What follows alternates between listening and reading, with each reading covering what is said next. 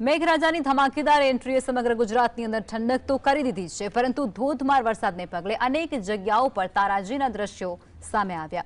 ભાવનગરના પાલીતાણાની અંદર ખેડૂતોના ખેતરો ધોવાઈ ગયા છે। ખેડૂતોએ જે વાવેતર કર્યું હતું તે પાણીના ધસમસતા પ્રવાહની અંદર તણાઈ ગયું છે। તો રતનપર આંકોલાડી સાથે જ અનેક જે ગામડાઓ છે તેને જોડતા પુલનું પણ ધોવાણ થઈ ગયું છે। વડિયાથી માનવડ ગામને જોડતો કોઝવે પણ ધોવાઈ ચૂક્યો છે। તો સુરેન્દ્રનગરની અંદર પણ જળબંબાકાર જેવી પરિસ્થિતિનું નિર્માણ થયું હતું અને ખેતરો બેટમાં ફેરવાયા હતા। ખેડૂતોએ કપાસિયા, મગફળી જેવા પાકનું વાવેતર આગોતરું કર્યું હતું, ત્યારે આ આગોતરું વાવેતર નિષ્ફળ નીવડ્યું છે। મૂડી, ચૂડા અને થાન સહિતના વિસ્તારોની અંદર ખેતરો પણ ધોવાઈ ચૂક્યા છે। તો મૂડી તાલુકાના ખાટડી ગામની અંદર આ પ્રાથમિક શાળા જુઓ કે જે પાણીની અંદર ગરકાવ થઈ ગઈ છે। શાળાના મુખ્ય બિલ્ડિંગની અંદર પાણી ભરાઈ જતાની સાથે જ શાળાએ આવેલા વિદ્યાર્થીઓને પણ પરત મોકલી દેવાની ફરજ પડી। તો શાળાએ અવર જવર કરવાનો રસ્તો પણ પાણીની અંદર ગરકાવ થઈ ગયો છે।